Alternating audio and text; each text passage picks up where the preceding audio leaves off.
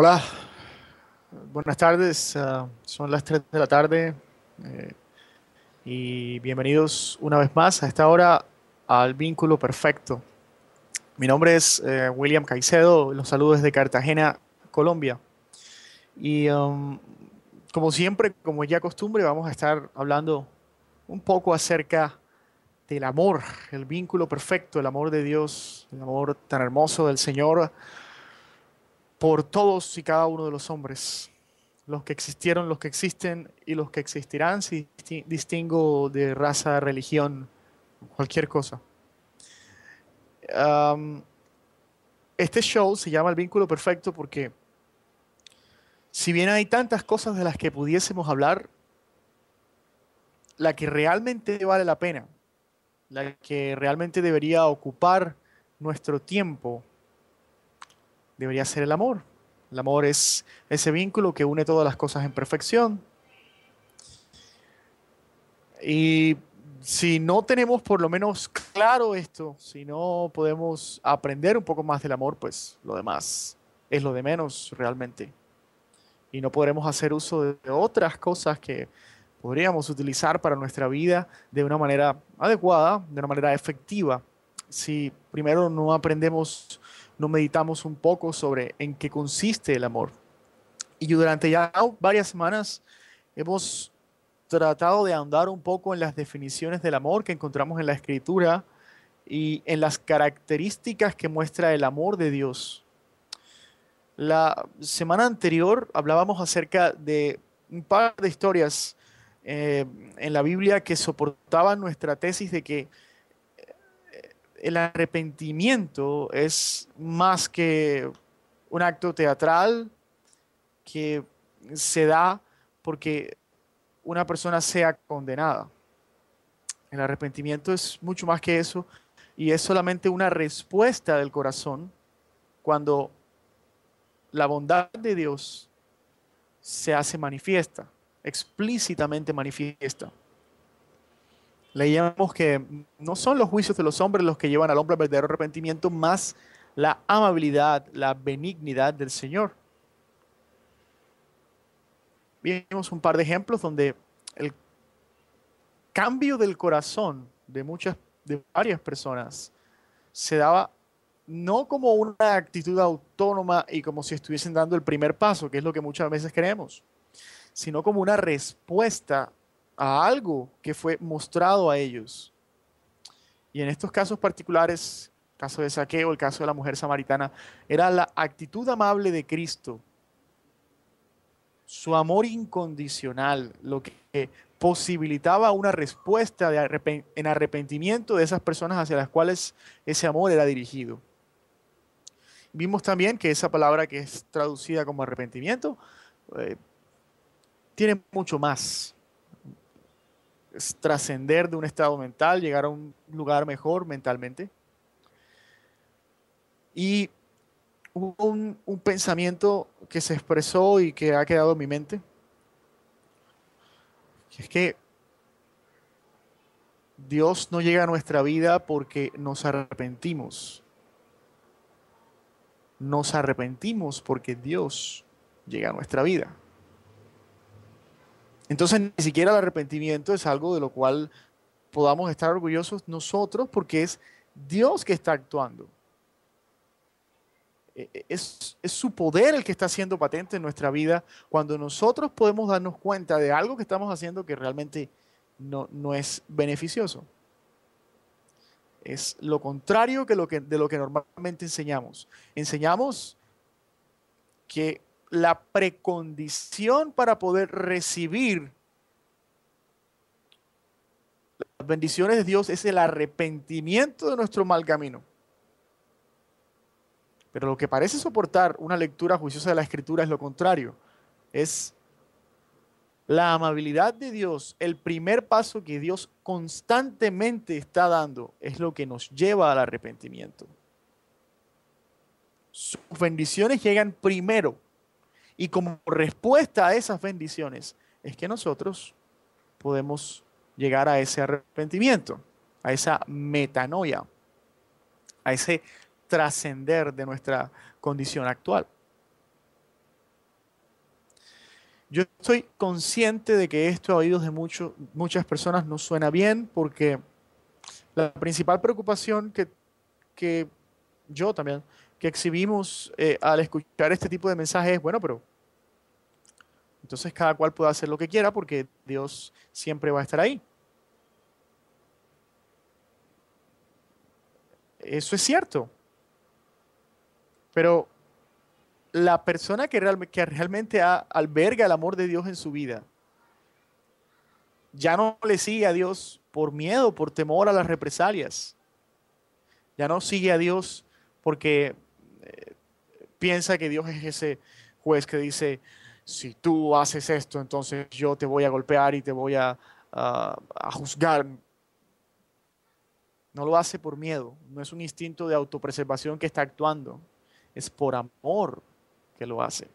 Es, ok, tú me muestras este amor de manera incondicional y yo respondo a este amor de manera, que este amor incondicional, no porque esté obligado,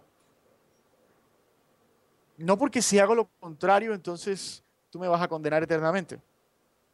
No, yo respondo a este amor y doy este paso.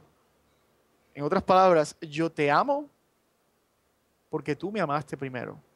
Y lo que hago de aquí en adelante no es porque te tema o porque tema lo que me puedes hacer, sino porque te amo.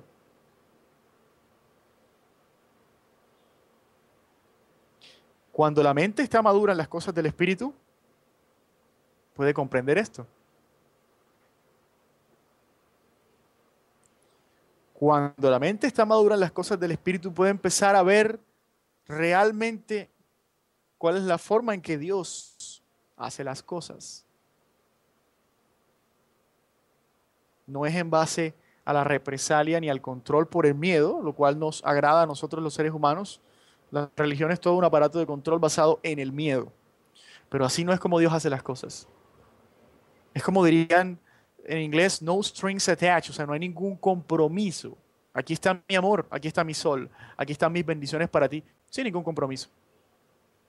Pero es precisamente el hecho de que no hay compromiso a la hora de otorgar esas bendiciones. Precisamente por eso es que nosotros podemos responder en amor. Porque de lo contrario, y yo creo que ya eso está claro en este momento, de tantas veces que lo hemos dicho, de lo contrario, eso no es amor, ni perdón, ni nada de esto. Es solamente una transacción de bienes. ¿Ok? Sí, yo te voy a amar, pero primero vas a hacer esto, esto, tienes que hacer esto. Tienes que amarme, porque si no me amas, te vas a condenar por toda la eternidad. El amor es de Dios es la respuesta. Alguien hace unas semanas preguntaba en Facebook si cómo hace Dios para perdonar pecados y no alentar a las personas a que sigan haciéndolo. En otras palabras, como Dios dice, yo te perdono lo que quieras, cualquier cosa te la perdono. Y eso no es interpretado por las personas como una licencia para seguir haciendo el mal. Y yo pienso que la respuesta a esa pregunta es el amor, es la naturaleza del amor. El amor es algo viral, contagioso. La práctica del amor engendra amor. La práctica del abuso engendra abuso. Pero la práctica del amor se propaga y engendra amor, como ondas en un estanque. Cada frente de onda que se propaga en un cada onda que se propaga en un medio por sí misma es un frente de onda para dar lugar a una nueva onda. Esto es física ondulatoria y eso es lo que sucede con el amor. El amor es como dejar caer, tiene un efecto similar al dejar caer una piedra en un estanque. Ahí salen unas ondas. Y esas ondas, cada pedacito del frente de esas ondas es capaz de generar una nueva onda por sí misma. Es una reacción en cadena. Eso es el amor. Y cuando empezamos a darnos cuenta, a ser conscientes del amor de Dios, eso genera una reacción en cadena que se traduce en amor. Y entonces yo digo, te sigo, te sirvo, Señor, no porque te tenga miedo, no porque piense que me vas a condenar por la eternidad, sino porque me amas y ese amor ha generado amor en mí. Eso es el amor, una reacción en cadena, es algo viral, no es algo que se impone, es algo que activa esa naturaleza que ha sido puesta en nosotros, ese espíritu que está en todos nosotros, ese espíritu que lo que desea es unirse de nuevo con el Padre, aunque muchas veces no lo sepamos con anticipación. Muy bien, hay pensamientos que no están preparados, pero que salen, tienen vida propia, pero son cosas muy interesantes. El amor es una reacción en cadena, es algo viral. Vale la pena pensar un poco más sobre esto, meditar en esto, porque seguramente encontraremos cosas hermosas. Pero para el día de hoy, continuando con nuestros temas, ah, bueno, en esta semana han habido un par de conversaciones interesantes. Hemos podido analizar algunas cosas. Y en una de estas conversaciones, bueno, una conversación específica que lo inició todo en el caso mío, me llevó a escribir este mensaje, a compartir este mensaje con ustedes. Esta conversación específica tiene como 2 o 3 semanas, pero en la última semana han pasado cosas que me han llevado como a refinar eso que estaba ahí como dormido. La Biblia.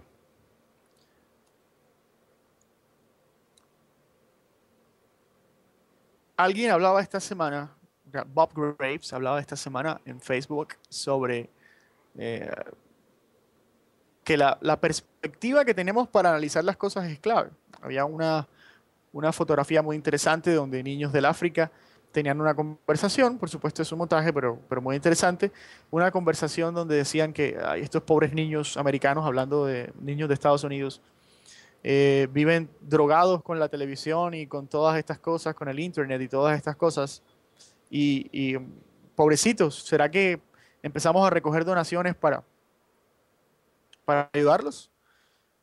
Y la ironía es clara porque si invertimos los papeles, normalmente somos nosotros en el mundo occidental los que estamos pensando en, ay, pobres, ellos no tienen las comodidades de la vida moderna. ¿Y cómo los ayudamos? ¿Será que hacemos donaciones? ¿Hacemos una colecta para recoger donaciones y ayudarlos? Y él decía, la perspectiva es clave. Pues por supuesto. Lo que nosotros consideramos es una bendición que nuestra tecnología moderna para otros puede ser considerada como una maldición y yo creo que no estarían muy lejos en muchos respectos. Entonces la perspectiva es clave. Ahora, ¿qué tanto juega nuestra perspectiva, nuestras precon- preconcepciones a la hora de acercarnos a la escritura, a la Biblia? Y entonces aquí viene la frase que me puso a pensar, algo que se me ocurrió. La Biblia es un test de Rorschach. Rorschach, ¿saben qué es un test de Rorschach? Bueno, si alguien no sabe qué es un test de Rorschach es una herramienta utilizada en psiquiatría, psicología, no sé exactamente cuál es el término, pero es una herramienta y yo sé que ustedes alguna vez habrán escuchado hablar de ella. Es um, una foto donde hay unas manchas de tinta negra y la idea es que la persona a la cual se le presenta esta fotografía con estas manchas pueda o se le pregunta qué ve en esas manchas. Entonces, el asunto no es tanto qué representa la mancha objetivamente, sino la percepción de la persona.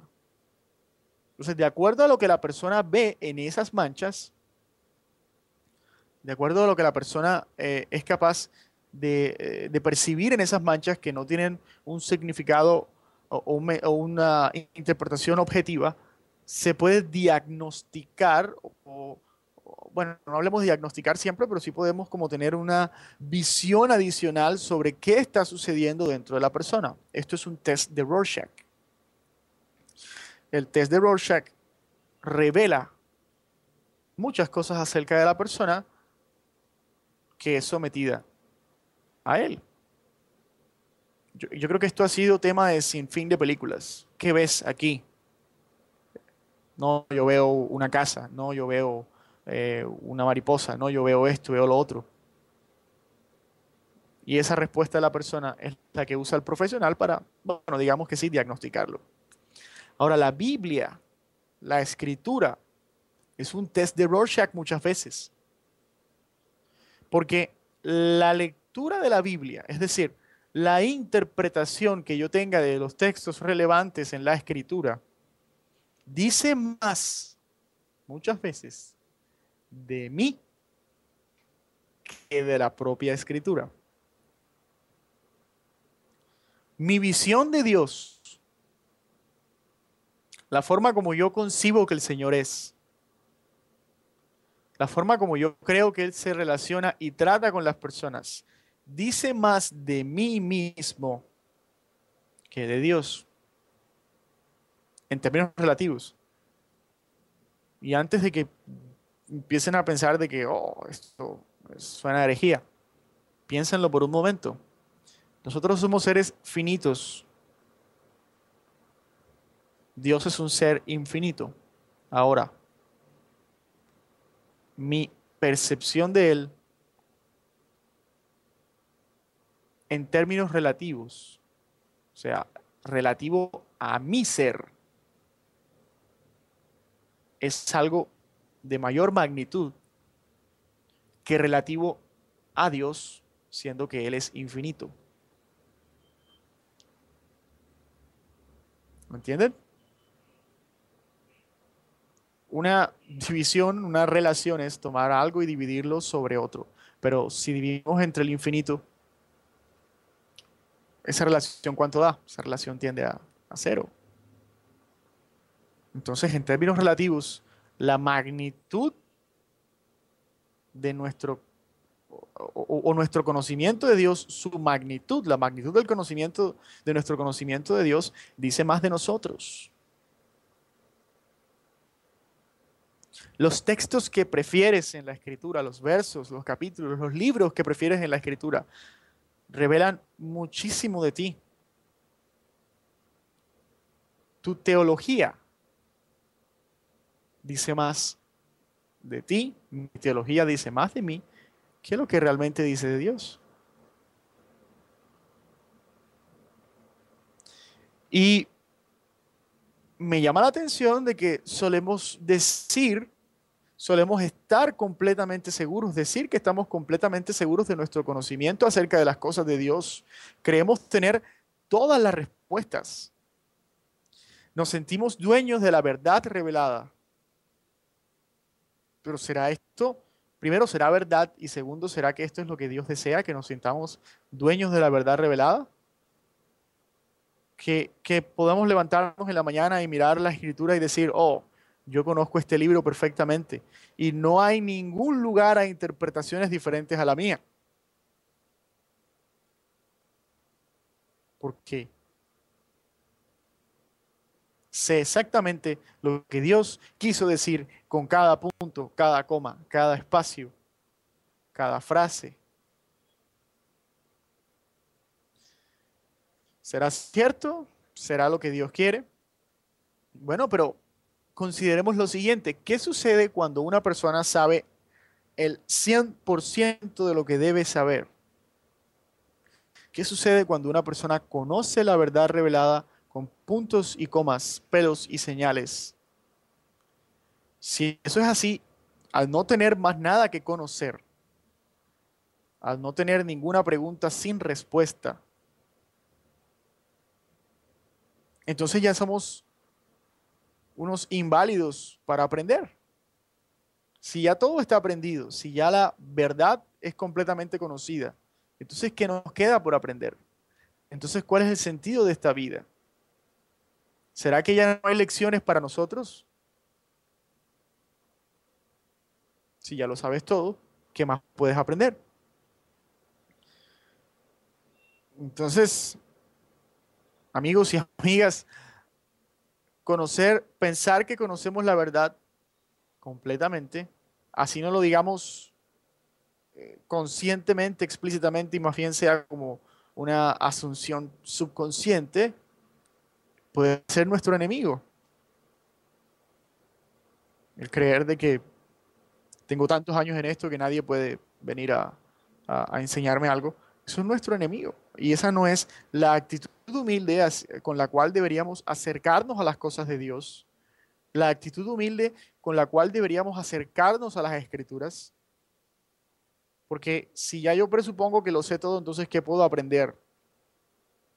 Si estoy seguro que mi interpretación es la correcta y que estoy más cerca que los demás de la verdad de Dios revelada para los hombres, entonces siempre pensaré que soy yo el que puedo enseñar, pero que nadie me puede enseñar. Y eso no es más que la manifestación del ego humano, y eso no está cerca de las cosas de Dios. Y específicamente las escrituras tienen que ser, uno tiene que aproximarse a ellas, como ya lo dije, aproximarse a ellas de una forma muy humilde, porque hay que tener en cuenta muchas cosas. Primero, la Biblia no es un libro, la Biblia es una biblioteca, es una colección de libros escritos por diferentes autores, escritos hace muchísimos años. Y esos autores, esas personas que escribieron esos libros, en nuestro canon protestante hay 66 libros, en el canon católico hay unos cuantos más. Bueno, esos autores pertenecieron a un tiempo diferente, a un lugar diferente, a una cultura diferente. Y no estamos hablando, bueno, yo vivo en este país que es Colombia, entonces el autor del libro es de Venezuela, que es uno de nuestros países limítrofes. Em, entonces, bueno, su cultura es ligeramente diferente, pero por lo menos hablamos el mismo idioma. Y estamos todos en el año 2012. Ni siquiera. Estamos hablando de libros que fueron escritos en un lenguaje muerto, un lenguaje que todavía está siendo reconstruido. Estamos hablando de personas que probablemente no compartían todos los valores nuestros, de una cultura muy diferente, hace por lo menos 2000 años, en el caso de los libros del Nuevo Testamento, muchos más, en el caso de los libros del Antiguo Testamento. Personas completamente removidas de nuestro contexto, escrituras escritas, valga la redundancia, en otro contexto. Y aún así tenemos la confianza para decir que somos poseedores de la interpretación 100% correcta de esos textos. Aún así confiamos tanto en nuestras capacidades que clamamos que no tenemos error en nuestras interpretaciones. Aún así decimos que somos poseedores de la verdad absoluta. Eso es increíble.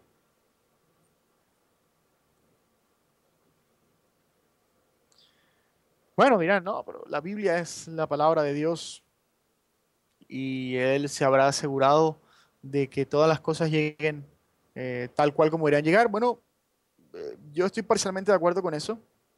Eh, Siempre he pensado que si la Biblia ha llegado o las escrituras han llegado hasta nuestro tiempo, pues cumplen una misión y un propósito.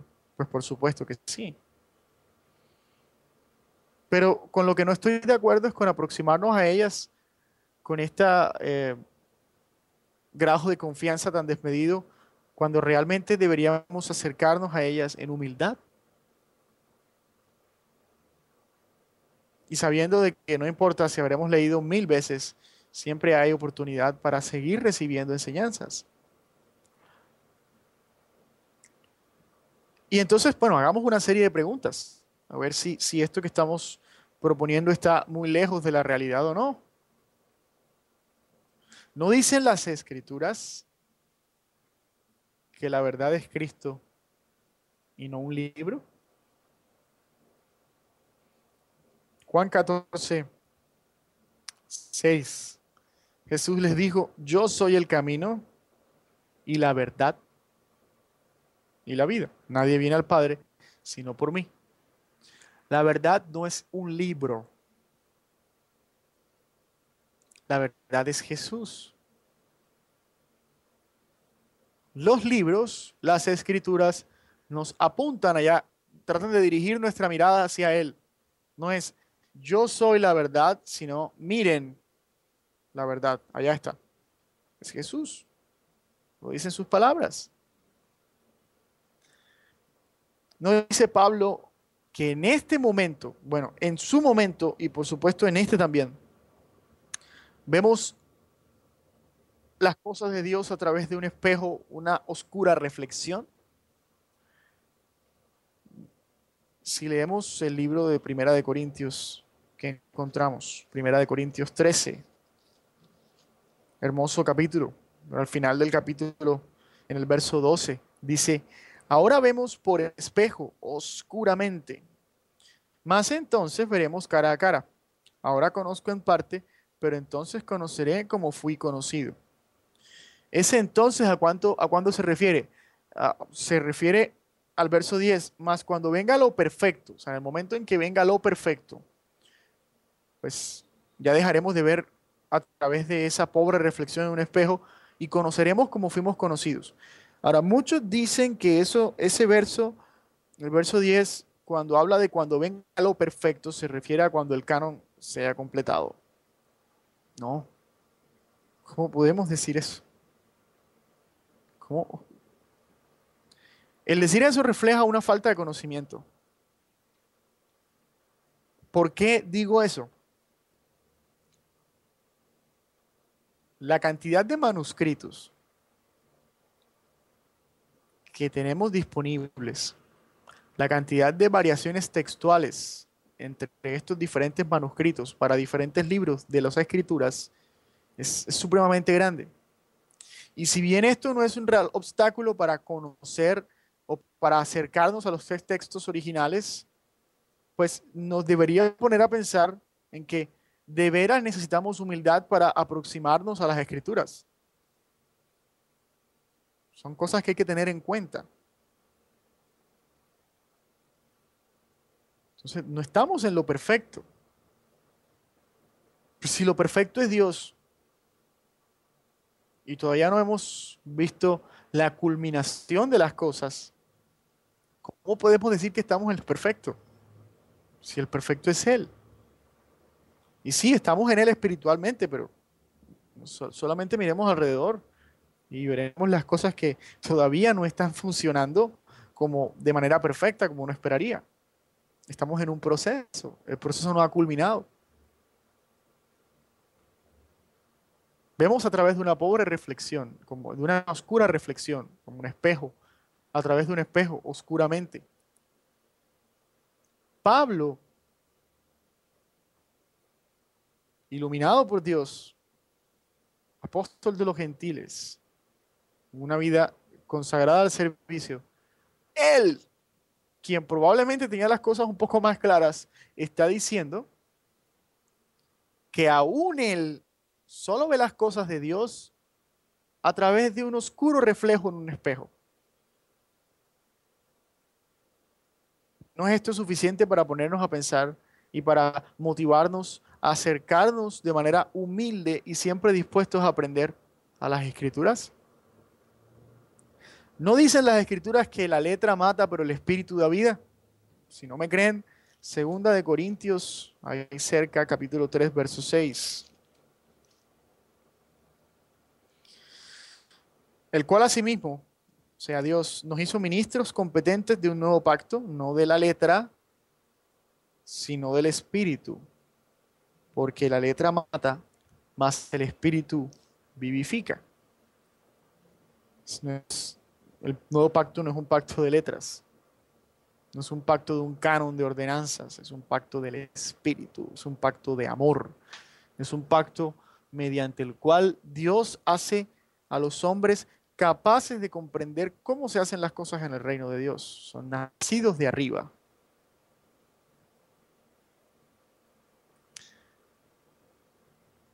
Y el nacimiento de arriba implica de que somos capaces de discernir las cosas por el espíritu. Las cosas que se disciernen espiritualmente, porque el espíritu da vida, pero la letra mata.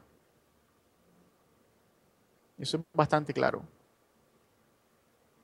sobre todo con unos códigos tan legalistas como los que tenían en esa cultura.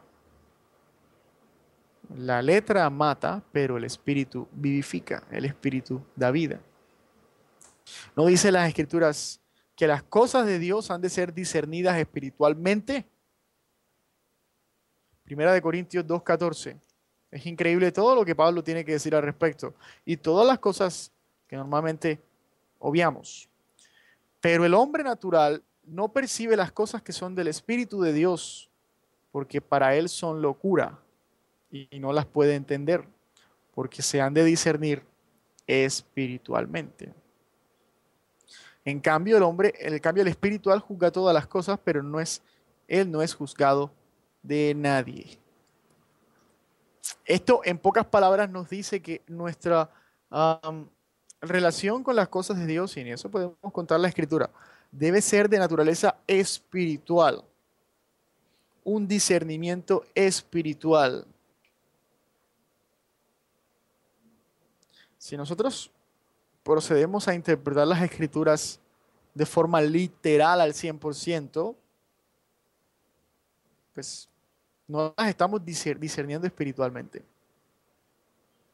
Es más, dice ahí que el hombre natural no percibe las cosas del espíritu que son del Espíritu de Dios porque para él son locura. Por supuesto, con una interpretación literal de las escrituras va a ser locura. Por supuesto, porque han de ser discernidas espiritualmente como todas las cosas de Dios. Y no dice la escritura que la verdadera palabra de Dios es Jesús, el Cristo.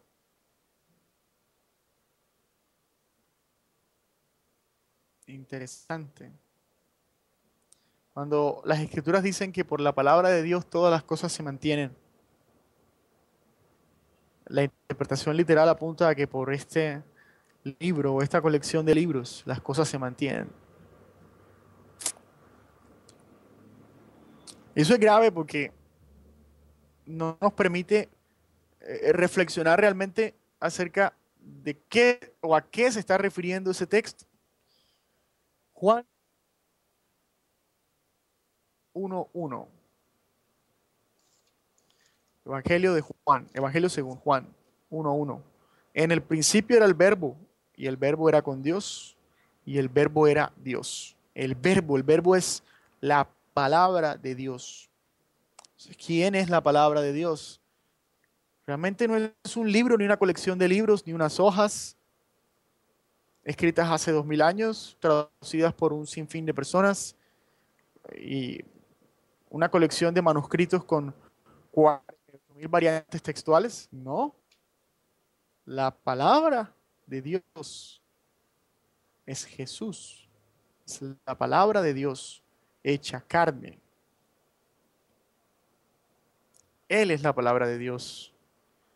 Y las escrituras nos apuntan hacia Él.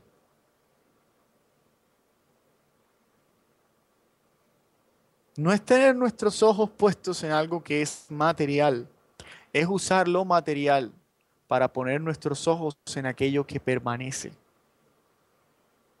Esa es la finalidad de las escrituras. Guiar nuestros ojos y nuestro entendimiento a través de su discernimiento espiritual que es posible por el Espíritu de Dios en nosotros, para así poder mirar. Ni siquiera es necesario comprender, sino relacionarse, mirar, tratar de ir hacia las cosas que realmente son espirituales en su naturaleza, las cosas de Dios, la verdadera palabra de Dios, que es Cristo, Jesús el Cristo. Entonces, por cosas como estas y otras más, es que podemos arguir que nuestra interpretación de las escrituras relevantes dice más de nosotros, dice más de nuestra condición espiritual que lo que puede llegar a decir del infinito, que es Dios.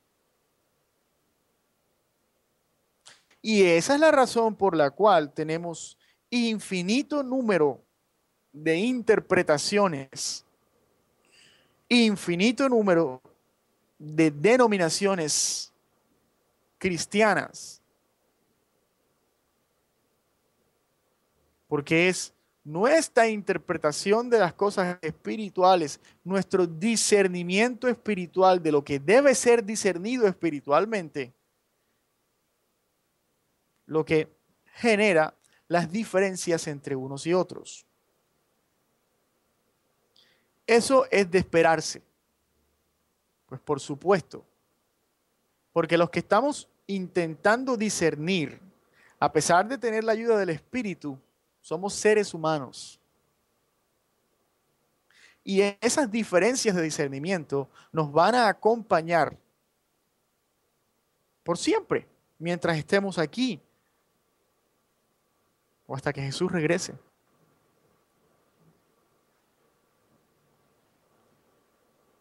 Y vamos a tener que aprender a vivir con estas diferencias. Porque estos debates, el sinfín de debates que han dado origen a tantas denominaciones, no se van a resolver aquí porque todos estamos convencidos de tener la verdad revelada, para bien o para mal.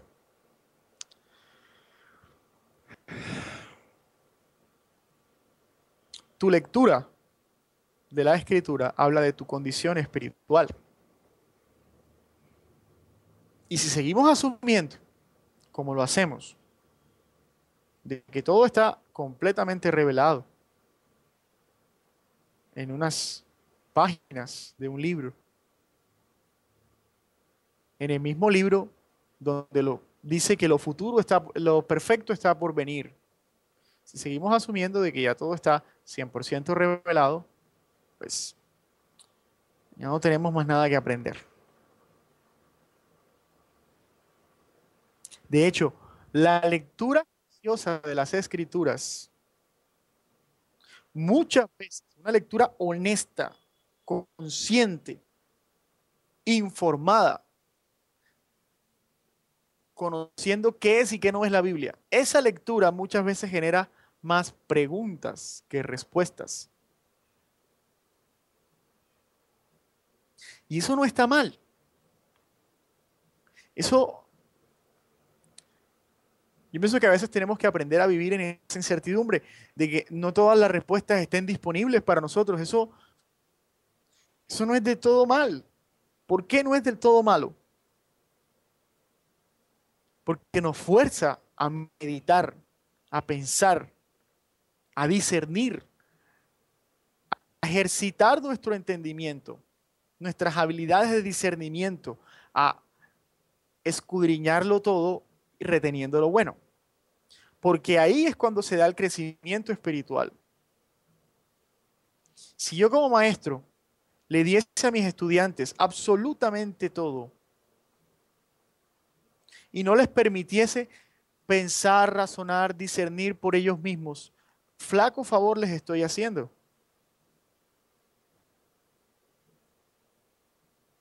Porque es que es en ese cierto grado de incertidumbre que el buen maestro le deja a sus estudiantes que el crecimiento se puede dar. Entonces, por eso yo me atrevo a decir hasta que Dios, eso está en el plan de Dios. Que esas preguntas que pueden surgir te fuercen a pensar, a meditar y a debatir en tu interno. ¿Por qué? Porque las conclusiones a las que llegas reflejan tu interior. Por eso es que digo que la Biblia es un test de Rorschach. Hay infinidad de interpretaciones y cada cual toma una decisión a la hora de interpretar lo que ahí está escrito. Y es en esa decisión que se toma donde se refleja mi condición espiritual. Es en esa decisión donde se refleja cuál es mi aproximación. Si es una aproximación humilde o es una aproximación que asume que pues, no hay mucho que aprender. Y de pronto eso no es algo explícito, pero sí está en el subconsciente. porque yo llevo mis precondiciones al texto y hago eisegesis en vez de exégesis, y termino, el texto termina diciendo lo que yo quiero que diga. Y yo creo que ninguno de nosotros está exento de eso. Pero si realmente nos formulamos las preguntas y no acallamos las preguntas con unas respuestas preconcebidas, si aprendemos a darle su lugar a la razón y al entendimiento a la hora de acercarnos a las escrituras para así discernir espiritualmente, entonces vamos a aprender y el crecimiento se va a dar. Se siente muy bien estar en un ambiente completamente predecible y rodeado de preguntas, de respuestas a todas nuestras preguntas, pero esa no es la realidad. Este es un mundo que nos lleva a preguntarnos tantas cosas todos los días. Y nuestra interpretación de la Biblia es exactamente igual. Y es en ese debate interno donde el crecimiento se da. Miren, el solo hecho de que no tengamos a Dios ah, visible ante nuestros ojos materiales ahí como una realidad que pueda ser científicamente comprobada, sin lugar a dudas, el hecho de que Dios parezca estar escondido y de que nuestra lectura juiciosa de las escrituras a veces genere más preguntas que respuestas, el hecho de que eso refleje la intención de nuestro corazón, nuestro real ser interno, es algo fundamental. Y Blas Pascal lo dijo claramente hace mucho tiempo. Blas Pascal dijo en inglés una frase que dice, "In faith there is enough light for those who want to believe and enough shadow for those who don't." En español sería, en fe, en la fe, hay suficiente luz para que aquellos que quieran creer lo puedan hacer, pero también hay suficiente sombra para aquellos que no quieren creer, dejen de hacerlo. En otras palabras, esa condición actual de las cosas, repito, donde Dios es algo que no es sujeto a prueba científica, refleja nuestras intenciones, porque aquel que desea creer va en fe, va a tener las razones para hacerlo, pero aquel que no desea creer también va a tener razones para hacerlo. El que cree dice, Dios es como el sol para un ciego, yo no puedo verlo, pero puedo sentirlo. Pero el que no cree dice, es ridículo pensar de que existe una inteligencia en los cielos que no se ve y que no se hace visible a nosotros y que haya creado este mundo lleno de maldad. Es ridículo pensar de que esta inteligencia no se haga visible a nosotros de tal forma que pueda ser científicamente probada. El creyente contesta, si nosotros restringimos nuestro conocimiento a lo que puede ser científicamente comprobado, entonces nos estamos perdiendo de las cosas más hermosas. Es que yo puedo probar que amo a mi madre. Científicamente. No puedo hacerlo. Es más, el decir que todo conocimiento válido, que el conocimiento válido es solo aquel que es obtenido de forma científica, es una proposición que se derrota a sí misma, porque yo no puedo probar científicamente esa proposición en primer lugar. Entonces, para el que desea creer, hay suficientes razones y para el que no desea creer, también hay suficientes razones. Y es ahí, en esa incertidumbre, donde el corazón se refleja. Es en la incertidumbre que muchas veces genera la lectura de este libro, donde la esencia verdadera del corazón sale a flote. Es por eso que encontramos personas que parece que se deleitaran en el pensamiento de que el 90% de la humanidad se va a quemar infinitamente en el infierno. Eso es lo que le han dicho desde niños. Y llega un punto en que ya se sienten conformes e incluso disfrutan del pensar en eso. Y es por eso que algunos dicen y decimos que es ilógico pensar de esa forma.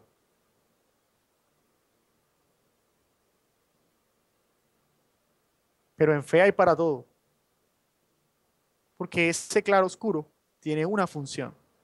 Así como el test de Rorschach, lo que busca es mostrar al inconsciente esa incertidumbre a propósito puesta en esos pasajes oscuros de la escritura que muestran a Dios a través de un reflejo oscuro. Tiene como función exponer la verdadera naturaleza de los hombres. De hecho, Jesús mismo pareciera hablar de algo similar en Lucas 12. Lucas 12, verso 41. Entonces Pedro le dijo, Señor, ¿dices esta parábola a nosotros o también a todos? Hablando de la parábola del siervo vigilante. Dijo el Señor, ¿quién es el mayordomo fiel y prudente, al cual su Señor pondrá sobre su casa para que a tiempo les dé su ración? Bienaventurado aquel siervo al cual, cuando su Señor venga, le haya haciendo así.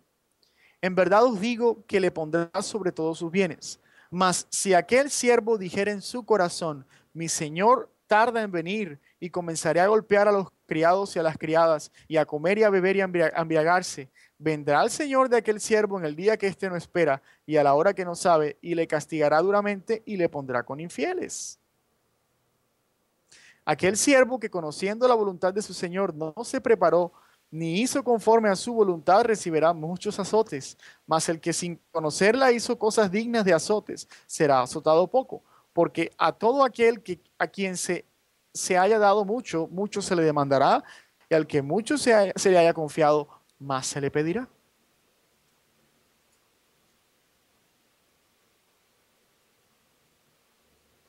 La incertidumbre de no saber cuándo vendrá el dueño de la casa hace que la naturaleza del siervo salga a flote. El que ha de hacer el bien, hace el bien. El que ha de hacer el mal, hace el mal.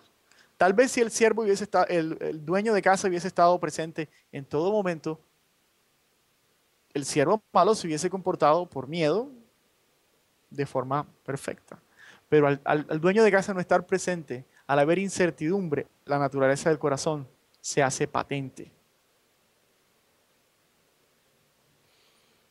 La escritura debe ser discernida espiritualmente y siempre a través de los ojos de aquel del cual se dice, aquel que dijo, a Dios nadie le vio jamás, solo el unigénito Hijo, el que está en el seno del Padre, Él le ha dado a conocer. La verdadera revelación del Padre, la que nos muestra su perfección y amor, es Jesús. Y es a través de sus ojos que el resto de la escritura debe ser interpretado. Porque si lo hacemos al revés, vamos a tener unas conclusiones bien absurdas, como que Dios es un Dios al cual le parece bien que matemos, al cual le parece bien que las mujeres sean tratadas como propiedad, al cual le parece bien la maldad, y el cual trata a sus enemigos de la forma más cruel. Pero si miramos las cosas a través de los ojos de Jesús, vamos a ver que Dios llama a sus enemigos amigos antes de que esos enemigos le reconozcan como tal. Es el Señor, es Dios, el que nos ama y nosotros respondemos en amor. Muchas gracias por su atención. Esto es solamente el inicio de muchas cosas que tenemos por decir y que seguiremos tratando. Gracias por estar con nosotros. Esto es el vínculo perfecto. Y que el amor del Padre, la paz y el amor del Padre esté con todos ustedes. May the peace and the love of our Father be always with you, my beloved brethren. Que el Señor los bendiga. Nos vemos la próxima semana. Bye.